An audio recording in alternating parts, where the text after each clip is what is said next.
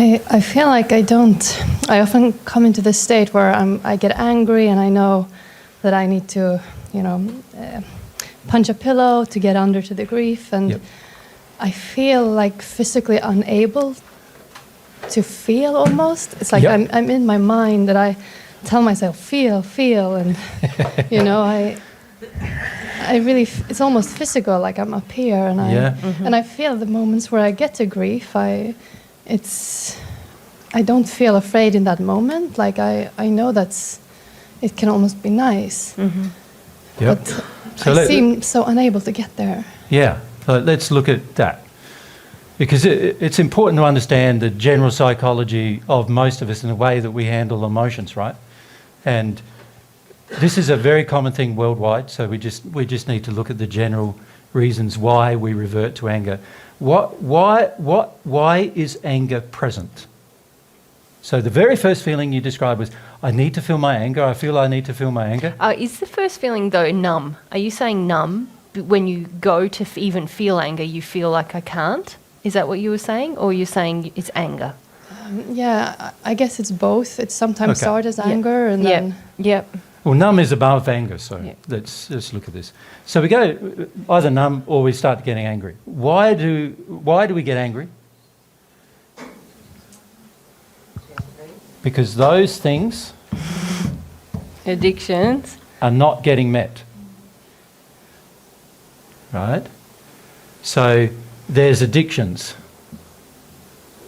So what most of us do is we work in harmony with our addictions, and when our addictions are satisfied, we're very happy, very content.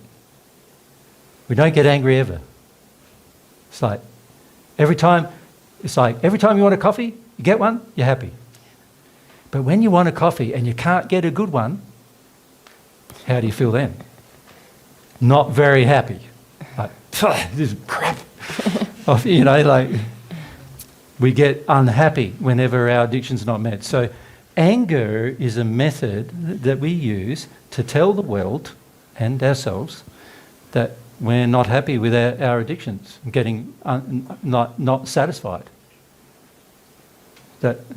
So if you keep reverting to anger and then say, I want to try to get to my sadness, you're nowhere near your sadness.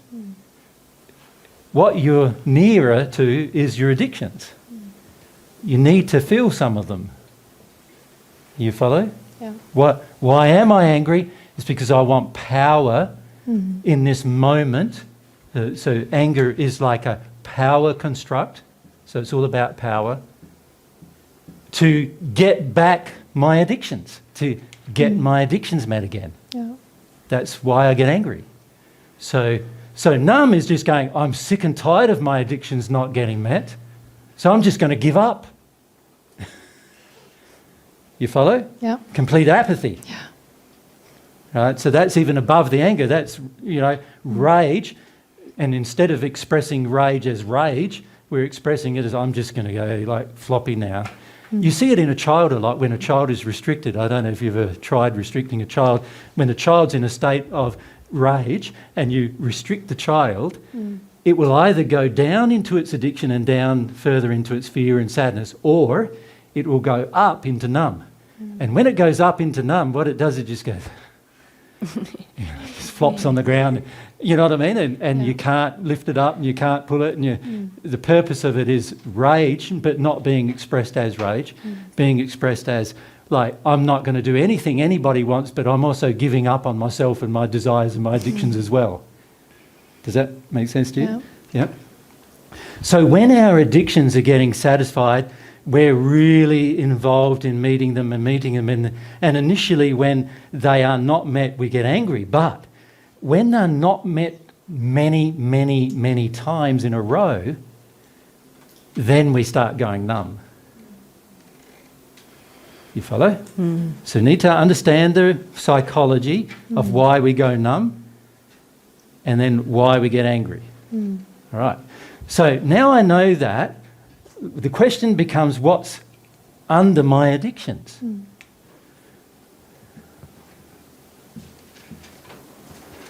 Could I just Can we use a mic? Yep.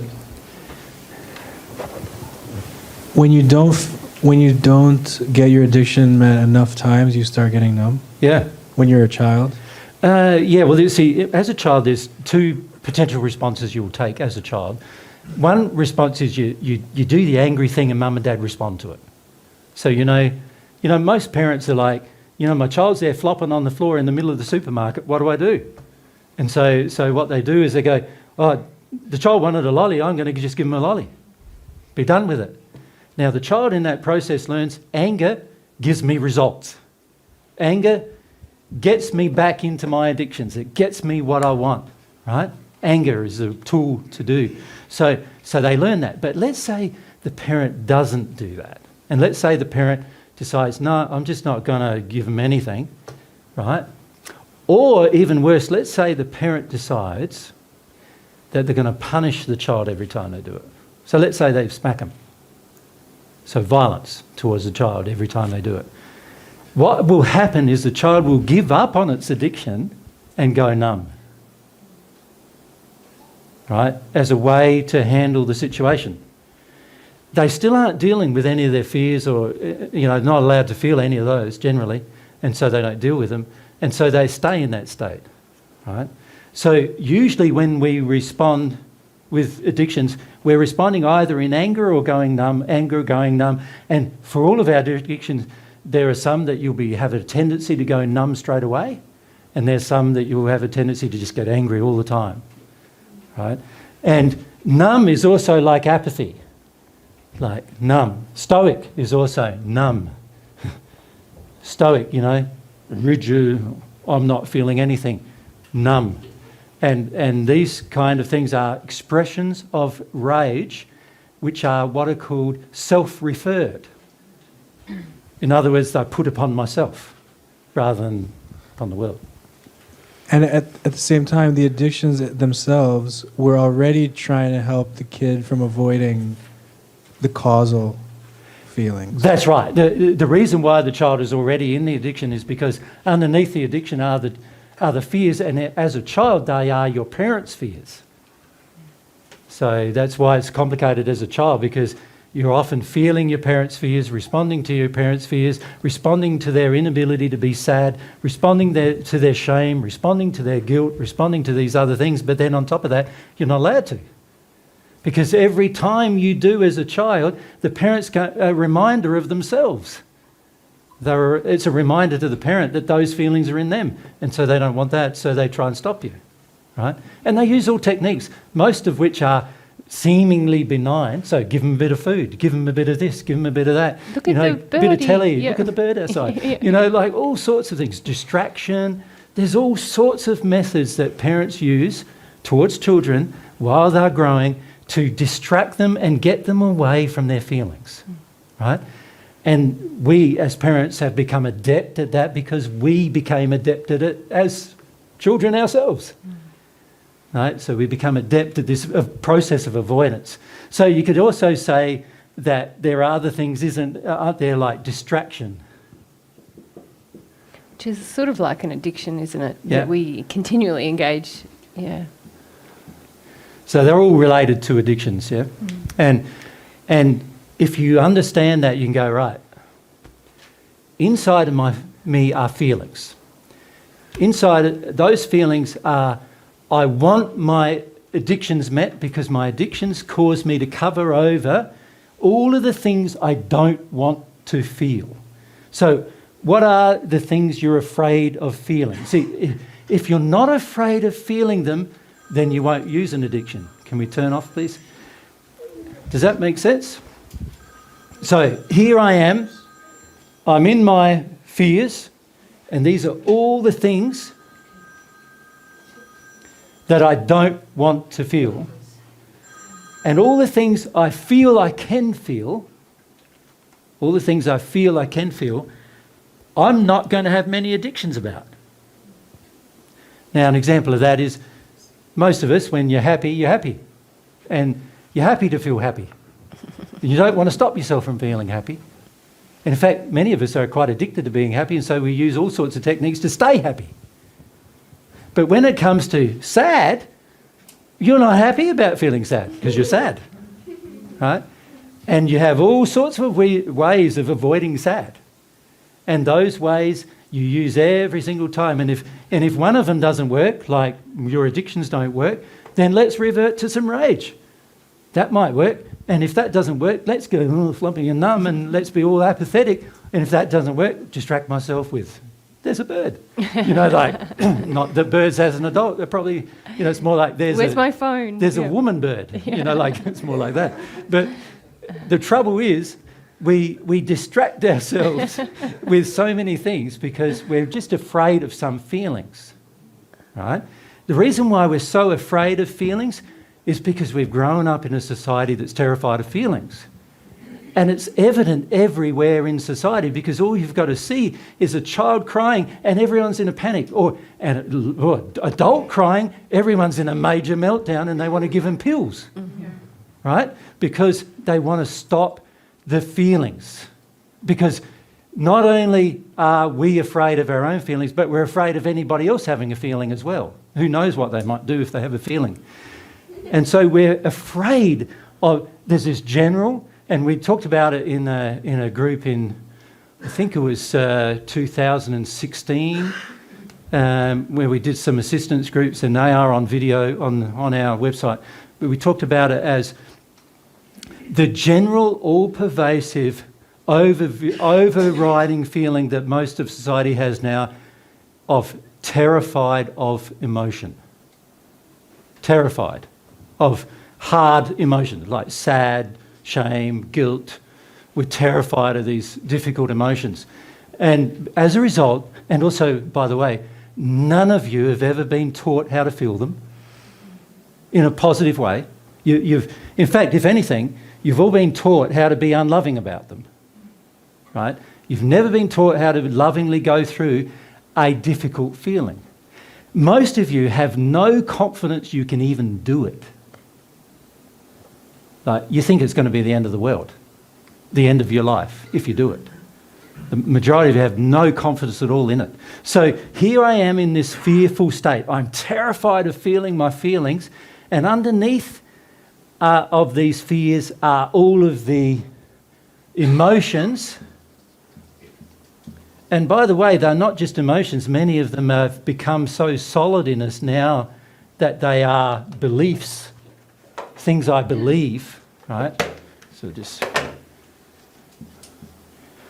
I before E except after C, beliefs. So the emotions, but also beliefs, they now become a part of what we believe is right, believe is good for us, believe is righteous, you know. And the problem is that all of these fears, which we don't want to feel about, are really covering all of these emotions that are in us, most of which boil down to a few basic feelings. The biggest one is sad. But let's not call it sad, because sad can often be a state rather than a process of a feeling. Let's call it grief. You know, gut-wrenching sad. Let's call it that. So oftentimes the biggest emotion we have almost about every situation is, in the end, grief, where you're grieving. There's a whole heap of grief that's built up in you over the years you've been alive. Some of you, that's been, 40, 50, 60, 70, 80 years. Even when you're a child, there's a build-up of grief by the time you're a teenager. So here we are, there's this grief, none of which we've been allowed to feel, and all of society, our mother and father, and ourselves, by ourselves, are terrified of it. So what do? What we think is a good thing to do is just to deny it all and shove it all down and use our fear as a tool to keep it under suppression. Because that's good. That's the role of fear. The role of fear is to stop you from taking actions, stop you from change, stop you from doing something positive with your life, including getting rid of the grief you feel. The role of fear is to tell you that you shouldn't have to. do it. That's the purpose of fear. The purpose of fear is to say you shouldn't have to be loving. That's the point of fear. So the point of fear is to go, I should not have to be loving. Right? I should not have to go through these difficult emotions. Don't you understand? These emotions are terrible. Don't you understand? Nobody should ever have to feel them. Nobody. Don't you understand that? So the point of your fear is to build up your terror of the emotion to the point where you don't want to feel it anymore. Now, the person who does that is taking the action to disconnect from their soul completely. Right? So you could say that these things above that line are all the actions we take to avoid everything below the line. Couldn't you?